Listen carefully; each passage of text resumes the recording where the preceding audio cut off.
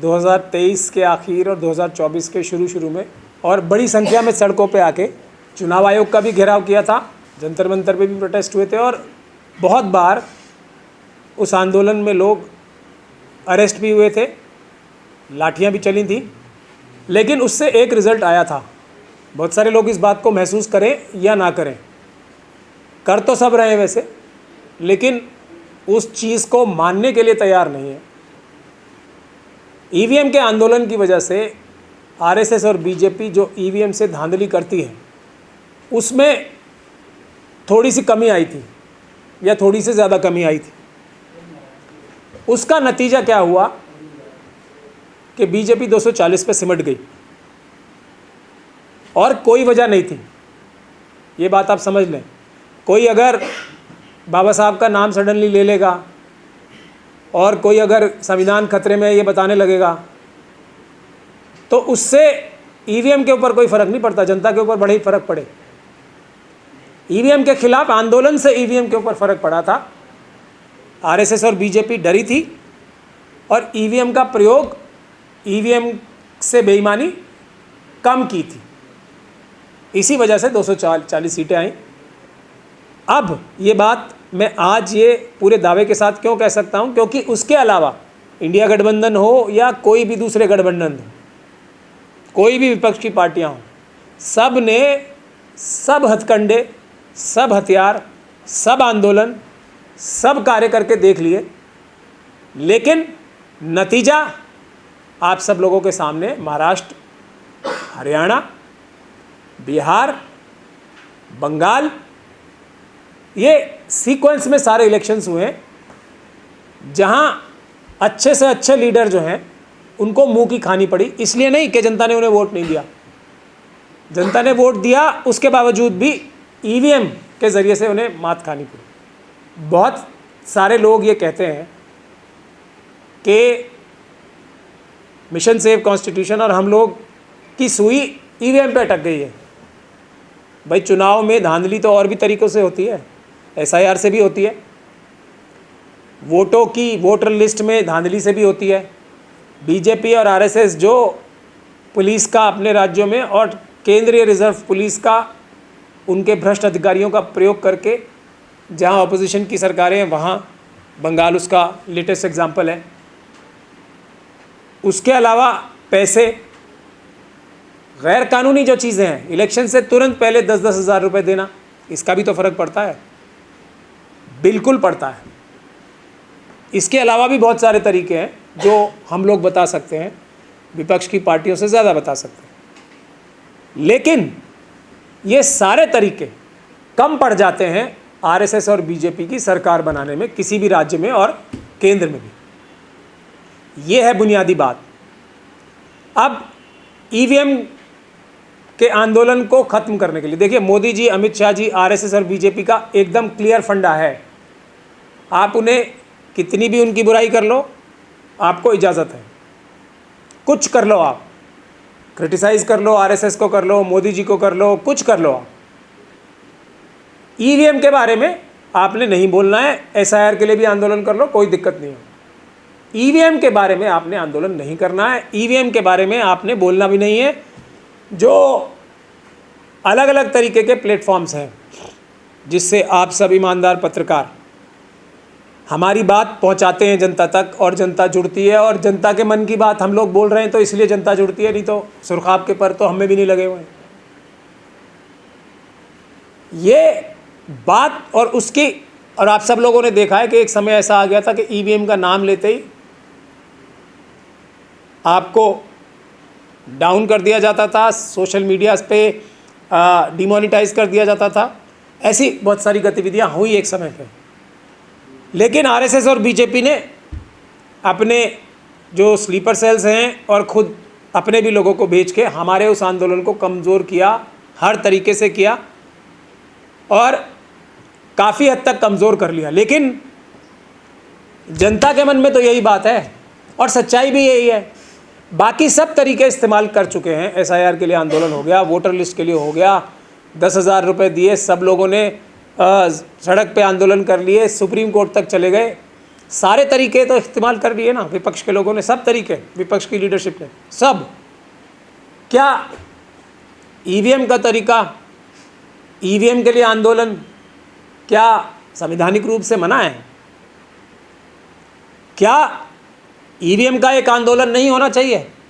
जब सब तरीके फेल हो गए तो आखिरी रिसॉर्ट की तरह ही, आखिरी रास्ते की तरह ही ईवीएम का आंदोलन होना चाहिए। लेकिन हमारी सारी कोशिशों के बावजूद भी आरएसएस और बीजेपी के जो स्लीपर सेल्स हैं हर एक पॉलिटिकल पार्टी के अंदर, उन्होंने पॉलिटिकल पार्टीज़ को इस आंदोलन से दूर रखा।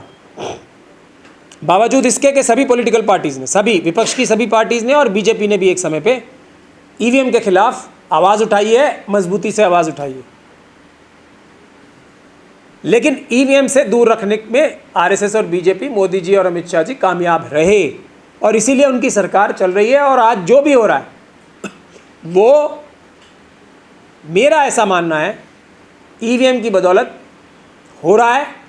वरना देखिए, अभी ये बोला जा रहा है कि सब के सब मेंबर ऑफ पार्लियामेंट तोड़े जा रहे हैं, असेंबली के लोग तोड़े जा रहे हैं, प्रेस के लोग बिक गए, जजेस डर गए, जजेस भी ठीक फैसला नहीं कर रहे, तरह तरह के इल्ज़ाम लगा रहे हैं, चुनाव आयोग भ्रष्ट हो गया, ऐसे ऐसे इल्ज़ाम सब लगाते हैं, सुप्रीम कोर्ट पे भी इल्ज़ाम लगा रहे हैं। मैंने भी इस बारे में बहुत ध्यान से सोचा, क्या ये बात पूरी तरह से सही है कि हम लोग चुनाव आयोग को पूरी तरीके से दोषी ठहरा दें, हम लोग सुप्रीम कोर्ट को पूरी तरीके से दोषी ठहरा दें, हाई कोर्ट्स को दोषी ठहरा दें, न्यायिक व्यवस्था को दोषी ठहरा दें, CBI, ED, income tax, NIA, इसको दोषी ठहरा दें, इसके अधिकारियों को? क्या ये बात पूरी तरीके से उचित है? बाबा साहब डॉक्टर भीमराव अंबेडकर के संविधान के तहत जो विपक्ष का कार्य है सबसे महत्वपूर्ण है, किसी भी संस्थान से ज़्यादा। सबसे ऊपर देश में क्या है? देखिए, संविधान और देश की जनता सबसे ऊपर है, उसके बाद पक्ष और विपक्ष, ये है भारत का निज़ाम।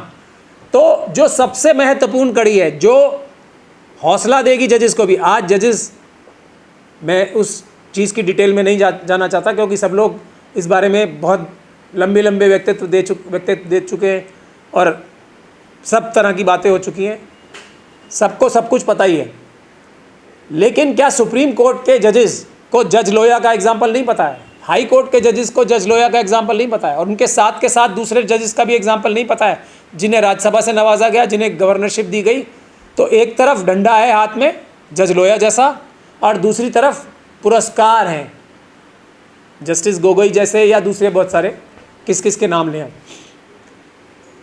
एक हौसला, एक उम्मीद, जजेस हों, इलेक्शन कमीशन के अधिकारी हों, पुलिस के अधिकारी हों, केंद्रीय रिजर्व पुलिस के अधिकारी हों, सेंट्रल फोर्सेस के अधिकारी हों, चुनाव आयोग के अधिकारी हों, सीबीआई, ईडी के अधिकारी हों, अगर उन्हें ये हौसला ही ना रह जाए कि विपक्ष कभी आ ही सकता है वापस।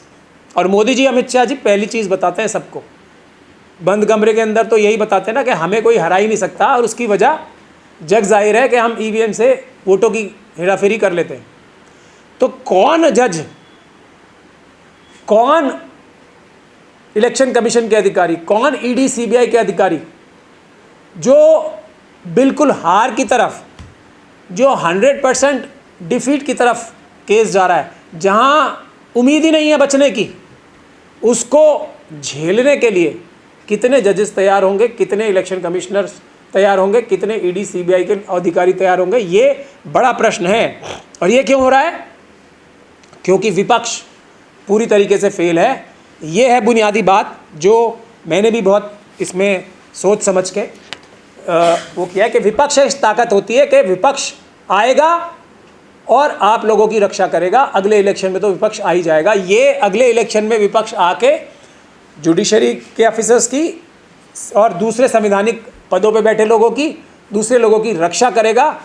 कुछ दिन का ही तो खतरा है, अगर जज लोया का खतरा है तो कुछ ही दिन का खतरा है ना। विपक्ष आ जाएगा तो हमारी रक्षा हो जाएगी। ये विपक्ष आ जाएगा और रक्षा हो जाएगी, ईमानदारी थोड़ी बहुत आ जाएगी। ये अगर उम्मीद ही ख़त्म हो जाए, अगर ये विश्वास ही ख़त्म हो जाए, तो क्या उम्मीद करते हैं आप किसी भी संस्थान के अधिकारियों से? वो भी तो इंसान हैं।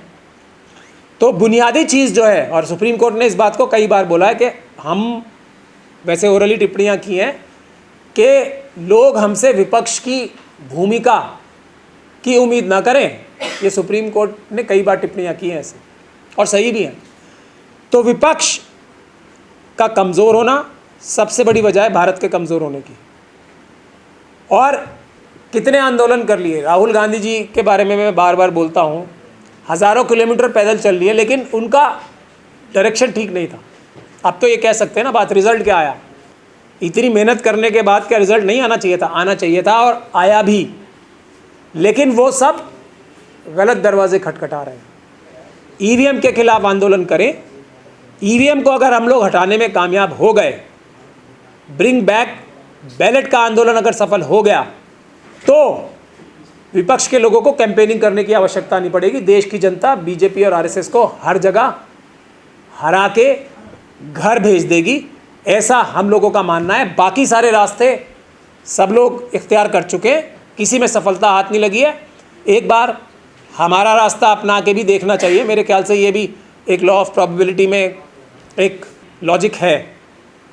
अब ये विपक्ष के लोग तो करेंगे नहीं, ये बात अच्छी तरह से मौजूद है हम लोगों के सामने।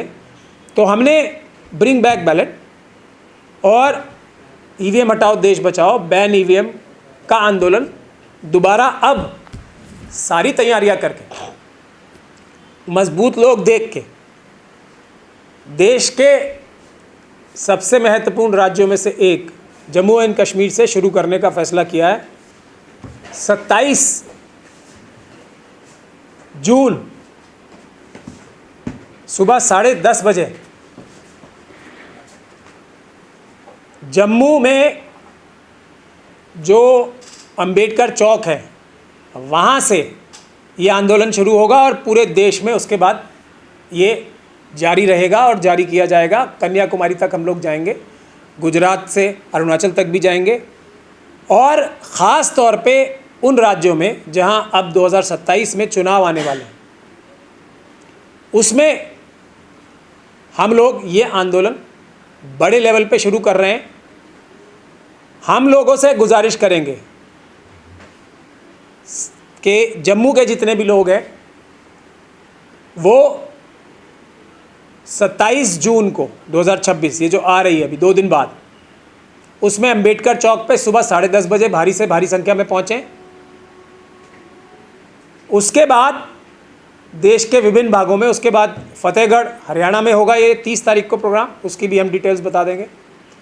लेकिन इन सब चीज़ों से ज़्यादा महत्वपूर्ण बात यह है, आप सभी लोग जो हमारी बात से इत्तेफाक रखते हैं ईवीएम को हटाने के लिए, और ईवीएम को इस देश का सबसे बड़ा दुश्मन मानते हैं, पेपर बैलेट को हमारे डेमोक्रेसी को बचाने का सबसे बड़ा औजार या हथियार मानते हैं, उन लोगों से सभी से गुजारिश है कि ये नंबर नोट करें, और जहाँ जहाँ भी जो रहता है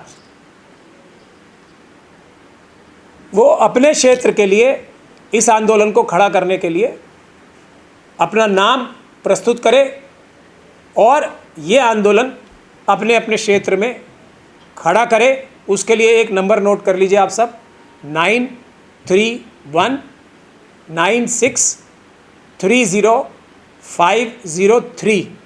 मैं नंबर रिपीट करता हूँ, 9319630503।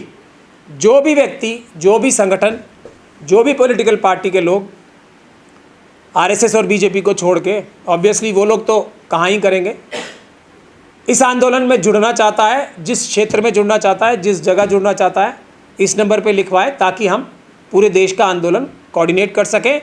ये अब आखिरी मौका है। अखिलेश जी कह रहे हैं ना कि आखिरी इलेक्शन है, ऐसा तो खैर हम लोग नहीं होने देंगे कि यूपी का इलेक्शन आखिरी इलेक्शन बन जाए देश का। अखिलेश जी को भले ही ये लग रहा होगा, लेकिन हम लोग अम्बेडकरवादी ये नहीं होने देंगे, इससे तो निश्चिंत रहेंगे। लेकिन अगर वो हमारे ईवीएम के आंदोलन में साथ देंगे तो आरएसएस और बीजेपी का चुनावी सूपड़ा साफ हो जाएगा उत्तर प्रदेश से। बाकी कुछ करने की आवश्यकता नहीं है हमें। अब देखते हैं साथ देते हैं या नहीं, लेकिन उनके कार्यकर्ताओं से, सभी पॉलिटिकल पार्टी के कार्यकर्ताओं से, अम्बेडकरवादी लोगों से और संगठनों से, दूसरे भी जितने संविधान को मानने वाले संगठन हैं, देश बचाने के लिए लोकतंत्र को मानने वाले जितने संगठन हैं उनके या लोग हैं, उनसे मेरी गुजारिश है कि इस नंबर पे फ़ोन करके अपने अपनी क्षेत्र में आंदोलन को खड़ा करने के लिए क्या उनका योगदान हो सकता है हमसे बात करें, ताकि हम इस आंदोलन को आगे बढ़ाएं। ख़ास तौर पे उत्तर प्रदेश, गुजरात, उत्तराखंड और पंजाब के लोगों से मेरा निवेदन है कि यहाँ चुनाव अगले साल आने वाले हैं, आप लोग इस आंदोलन को खड़ा करें। पंजाब में तो खैर हम लोग शुरू करने ही वाले हैं। तो 27 जून अंबेडकर चौक जम्मू में आप सब लोग आएँ, पेपर बैलेट वापस लाने का और ईवीएम को बैन करने का आंदोलन अब जो शुरू हो रहा है ये पेपर बैलेट वापस लाए बगैर बंद नहीं होगा। हमने अब ठीक से तैयारी भी कर ली है, कानूनी तैयारी भी कर ली है और आंदोलन के लिए भी तैयारी कर ली है, लेकिन हमें देश की जनता का सहयोग अब पूरी ताकत से चाहिए। बहुत बहुत शुक्रिया। जय भीम, जय भारत, जय संविधान।